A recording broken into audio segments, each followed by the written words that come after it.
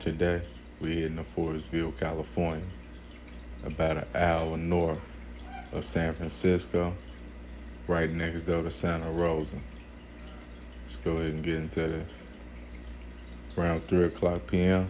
on February 5th, 2013, Dylan Butler drove to his mother's cabinet on Ross Station Road in Forestville looking for his brother, Rayleigh Butler. The front door was open, and inside, Dylan discovered three bodies in the back room, including the body of his brother. The two victims were Richard and Todd. Each victim died from a single gunshot wound to the head. The scene suggested the victims was killed by processing large amounts of marijuana for sale or transport. The victims was wearing latex gloves. Marijuana and a food-safe vacuum sealing machine was found nearby. The duffel bag at the front door of the cabinet contained 9 pounds of marijuana packed in turkey-basted bags, and Butler had 8,600 in his pocket. Solano County and other authorities link up, and the case begins. So according to paperwork, Capello lived in Central City, Colorado since about 2010. He worked for Jeffrey Dings, transporting marijuana from Arizona to the East Coast, and sometimes carrying large amounts of cash, up to $500,000 back to the East Coast. Dings paid Capello $100 per pound of marijuana transported. Capello used his white Ford and a couple of trailers, including a horse trailer, and was known for having enzyme he sprayed on the packages of marijuana, which he claimed neutralized the odor. Ding smuggled marijuana from Mexico and distributed it across the country. At the time of the trial, Dings had 2 convictions for international smuggling and trafficking involving thousands of pounds of marijuana, and another conviction for transportation or distribution of methamphetamine with a firearm. He was serving a sentence in federal prison. He testified under a grant of immunity. In 2012, Ding's smuggling business suffered due to increased law enforcement interdiction. As a result, there was less transportation for Capello, and Dings had difficulty paying for the work he had did. For a trip in January 2012, Dings owed Capello $75,000, but only had paid him $40,000. At first, he asked Capello to wait for the balance. Dings testified Capello was broke and he was angry and needed money for bills. On one occasion, Capello took 20 pounds of Dings marijuana to recoup expenses he claimed Dings owed him. Dings put a deal together to buy marijuana in California and transport it to Colorado in October 2012. The deal involved Morgan Keir, victim Todd Koloski, and Capello. Ding was friends with Keir, and Keir knew Koloski, who was a small-time marijuana dealer from Colorado. Capello met Koloski for the first time during this deal. Ding was agreed to pay Capello $40,000 to haul 400 pounds of marijuana from California to Denver. Koloski provided $100,000 for the marijuana, and another person was supposed to bring $180,000, but he did not show up. Capello ended up transporting only 101 pounds of marijuana. Capello still expected his full payment of $5,000 for the first time he waited in California, and Dings did not pay him immediately. Capello was very angry, and that he wasn't paid on time. Dings, who had thought of Capello as a friend, never had seen greed like this from him. Dings started to notice some desperation in Capello. Dings described Capello as angry, frustrated, and making threats of violence. Ogden met Capello in October 2010 when he answered Capello's ad looking for a laborer to do some landscaping work at his house in Central City. Ogden did labor jobs for Capello for $10 per hour and also began working at Capello's brother Michael's ranch. Capello and Ogden talked about Ogden helping Capello transport marijuana to the East Coast, but it never happened. In fall of 2012, Michael Capello let Ogden go from working at his ranch, and Ogden needed money. Ogden's first opportunity to work with Capello and transport marijuana came in October 2012. Dings put together a deal to produce 600 pounds of marijuana from California. Dings wanted Capello to be the driver, and Capello decided to use a rented recreational vehicle RV and have Ogden drive the RV. Ogden, however, had a conviction for driving under the influence and was unable to drive a rental car himself. So he asked his roommate, Leslie Moffat, to go with him and drive the RV. Moffat rented the RV in her name using Capello's credit card. She and Ogden drove to California in the RV and waited for Capello to fly out and set up the deal. They met Capello in San Francisco Bay Area, but were told the deal fell through. Moffat and Ogden were told there was another pickup location, and they drove to Ventura and stayed there for about a week in an RV. Capello met them in Ventura a couple times. On one occasion, Capello appeared very agitated and was yelling on his phone. Moffat heard him make comments that somebody was going to die behind this. In the end, there was no deal and none to transport to Colorado. Capello was furious and told Dings he was out of $20,000 in expenses for the trip. Ogden and Moffat were supposed to receive $5,000 each for the job, but Capello paid Moffat only $800 and told her, "You got a free vacation." I don't know what the fuck your problem is. Capello also told Moffat that he was going to steal a car from the person he blamed for failure of the deal. He asked her if she wanted the stolen car. She declined. Capello eventually paid Ogden $5,000 in installments. Ding never paid Capello his full fee.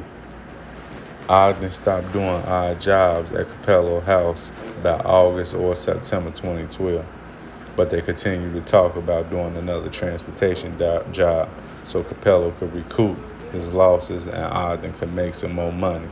February 2013, marijuana deal with Lewin, Klorowski, and Butler. Richard Lewin was a stockbroker who lived in New York.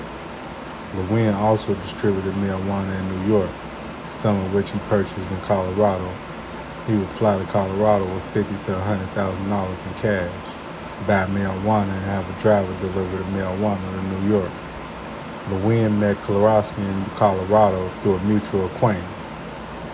In late January 2013, Lewin and Klorowski met to discuss importing marijuana from California to New York. Klorowski planned to use Capello as a driver. Klorowski told a friend he was going to California on February 4th for a deal involving 80 pounds of marijuana. He said about $150,000 to $170,000 in cash would be driven to California for the deal. Father dates occurred in 2013, unless specified otherwise. Klorowski told a friend he had a transporter named Mark who had a horse trailer and was an expert in masking the smell of marijuana using enzyme. He told another friend his driver was Italian and lived in the mountains. Central City is the mountains. Rayleigh Butler lived in Truckee. He worked as a ski instructor and a lift operator and also sold marijuana. Butler met Lewin through a mutual friend, and Lewin later contacted Butler about buying marijuana in California, and Lewin told Butler he had a driver who was a pro who would drive the marijuana from California to New York. Butler was a middleman for a supplier, and his fee was $100 per pound of marijuana procured. Butler left Truckee for Sonoma County on February 4th. Capella offered to pay Ogden $10,000 to help with the California marijuana deal. Ogden understood that Capella would haul the marijuana and he would act as a scout. Francis, Ogden's father, lived in Truth or Consequences, New Mexico, and drove a 1997 Gold Ford Ranger pickup truck. He was visiting Ogden, Colorado at the time, and offered to drive Ogden for the job. Francis understood the trip involved acquiring marijuana in California and driving it to Long Island, New York. He knew Ogden would be preparing marijuana for transportation, and he thought of himself as giving Ogden a ride. Francis was 68 years old at the time of the trial and was not working in February 2013. He had worked as a plumber and also worked as a professional bear hunting guide in Maine for a few years. Francis met Capello about a year earlier when he helped Ogden dig a ditch to run a water line to Capello's house in Central City. The morning of Sunday, February 3rd, Capello, Ogden, and Francis met at Denny's restaurant in Denver. Francis drove his Ford Ranger with Ogden, and Capello drove his white Ford Bronco with his dog. They headed west, stayed the first night in a motel in Utah or Nevada.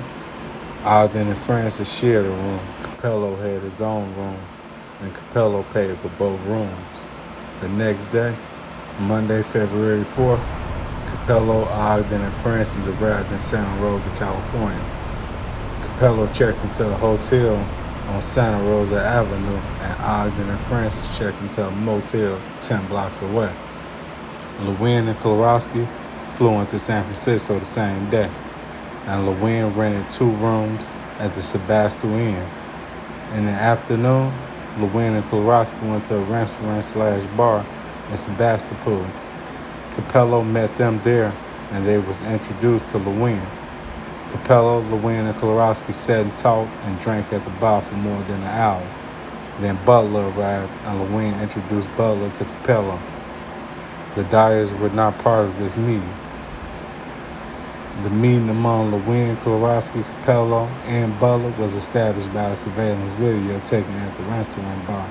Neither Ogden nor Francis ever appears in the surveillance video. The murders and the getaway. On Tuesday, February 5th, Ogden and Francis checked out of their motel and went to Denny's. Capello met them there and told them he was waiting on a phone call. Capello asked Ogden to pick up a few bottles of rubbing alcohol. Ogden and Francis bought the rubbing alcohol and went to Capello's hotel room. Wearing gloves, Capello used the rubbing alcohol and a rag or a paper towel to clean, disassemble firearm clips and live rounds.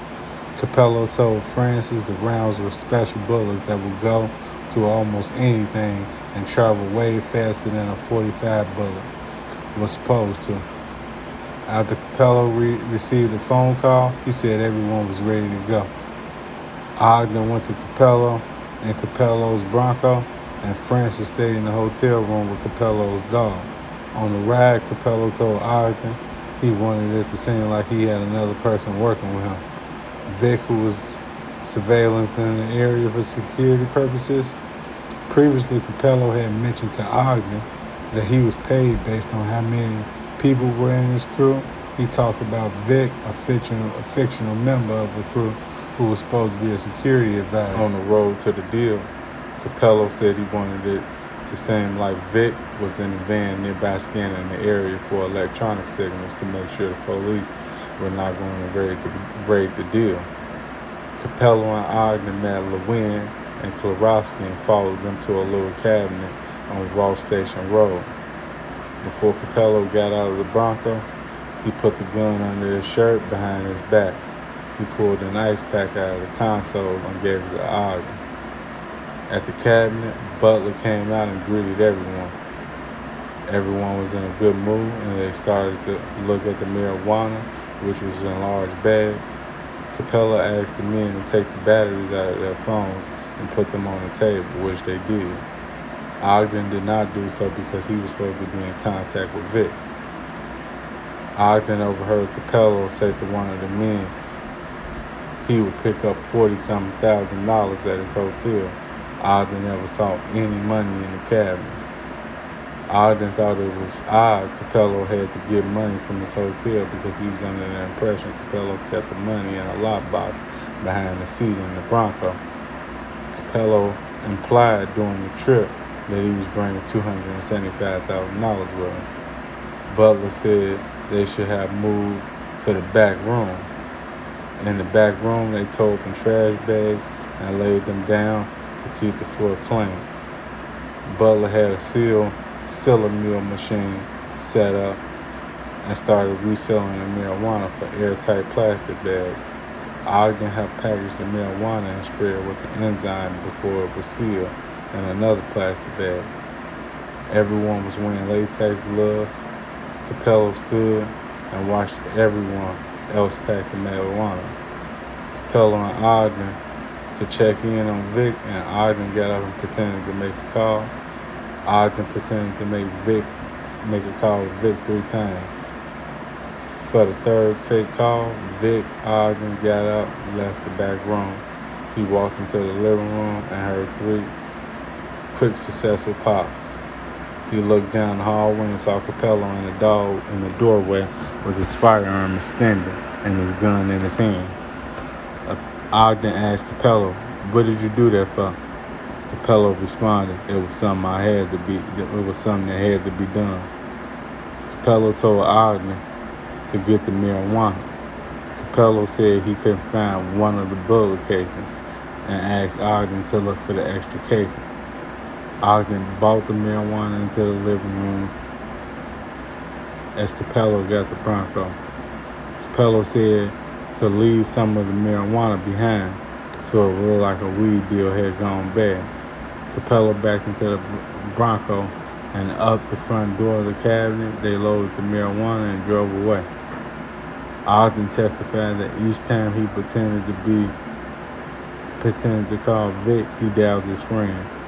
Evidence is present that Ogden's cell phone made 3 short outgoing calls to the same number at 9:59.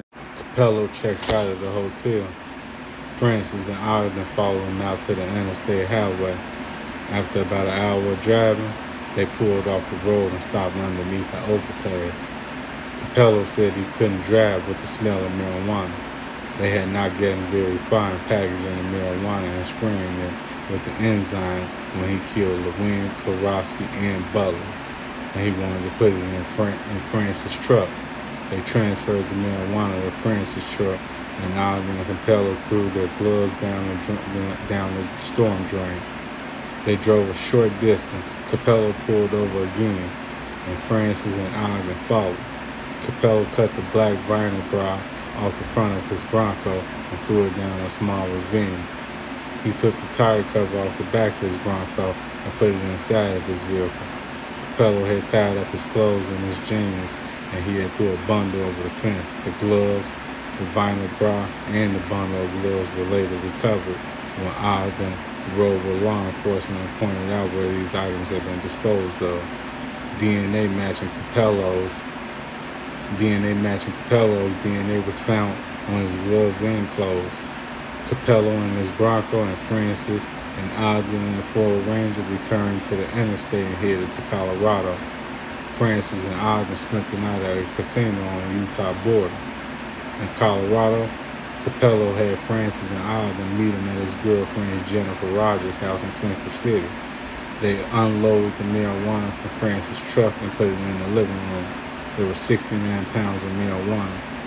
Earlier, Capello told Ogden he wanted $30,000 for each of the men he shot, so Ogden owed him $90,000.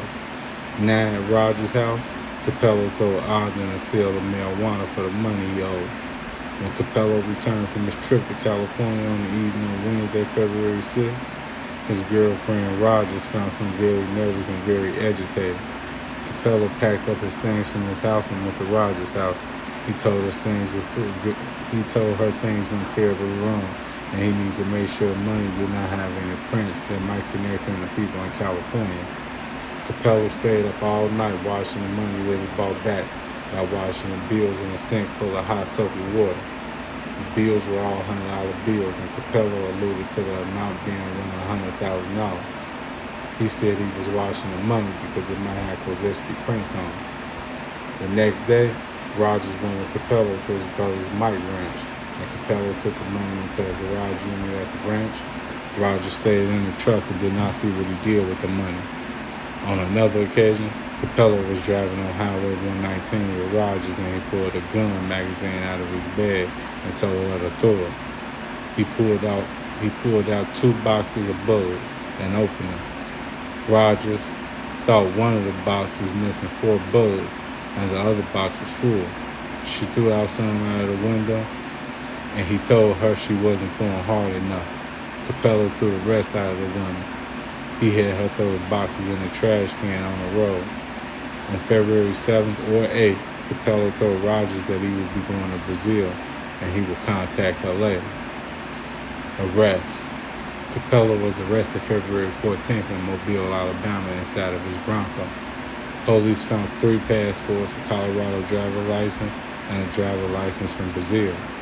Ogden and Francis was arrested February 26th. When Francis was arrested in New Mexico, he was found with 12 pounds of marijuana and $6,000 cash. A gun laser sight was also found in his trailer. When Ogden was arrested in Colorado, he had about 6.5 pounds of marijuana, less than 4 grams of cocaine, and $11,000 in his car. Law enforcement also found 45 pounds of marijuana in a storage unit that Ogden had access to. 10:24 a.m. and 10:50 a.m. And based on cell tower information, the calls could have been made from the Ross Station Road cabinet. Thus, under the prosecution's theory, the shooting likely occurred during the 3rd outgoing call at 10:50 a.m. The cabinet, which was rented by Butler's mother, was on a 10-acre parcel that also included a main house, another rental cottage, and a barn. The owners of the 10-acre property were a husband and wife who lived in the main house. The husband, a psychiatrist, saw patients at the office on the property. Around 10:10 a.m. on the morning of February 5th, the husband was in the kitchen of the main house when he saw a blue or black passenger vehicle followed by a white SUV driven down the driveway towards Butler's mother's cabin. His first patient was scheduled for 11 a.m. that day, and from the office, he would not have noticed vehicles leaving the property. When Capello and Ogden returned to the hotel room, Francis thought that Capello was kind of his normal self, but Ogden was pretty wound up. Capello started disassembling his gun, cleaning it with rubbing alcohol while wearing gloves. Capello gave Ogden a pouch with a barrel and other small parts and bullets and told him to put it in the storm drain. Francis drove Ogden to get rid of the gun parts. They drove to a Samano State University, and Ogden tossed parts of the bullets in the creek. The gun parts came from the black Springfield Army model XD-45 caliber semi-automatic handgun. The serial number was on the barrel. The registered owner of the gun testified he sold it to Capello in 2009. Law enforcement later recovered the gun parts and some ammunition from the creek based on information provided by Ogden after his arrest. A criminalist found that bullet jackets and a cartridge casing found at the crime scene could have been fired from the gun that he recovered parts came from.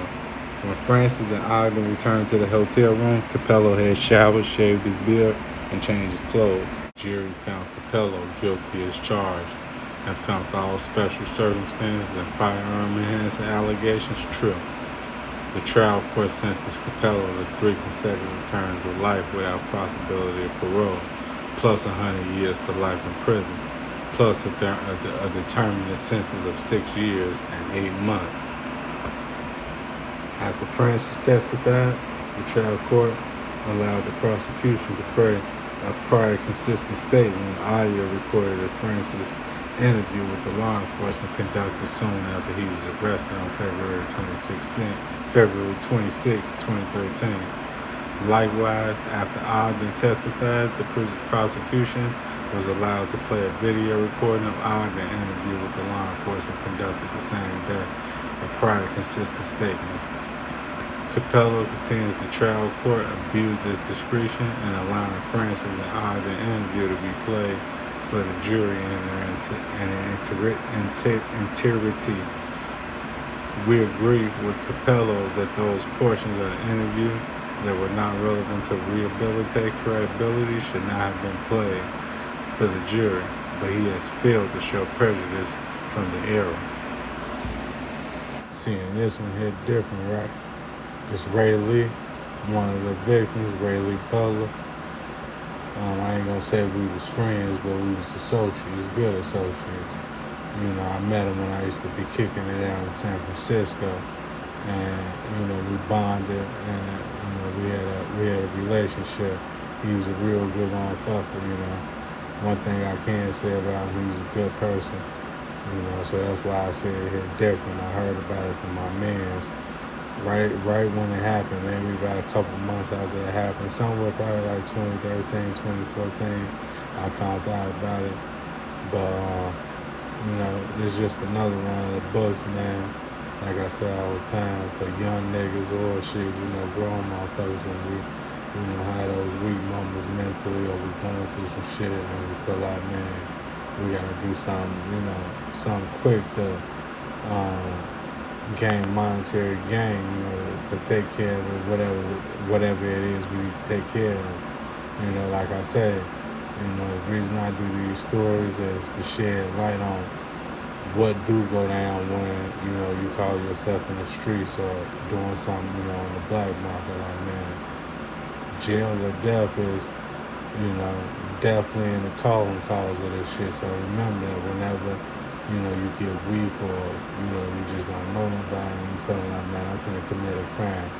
Remember that crime stories where they're being blocked.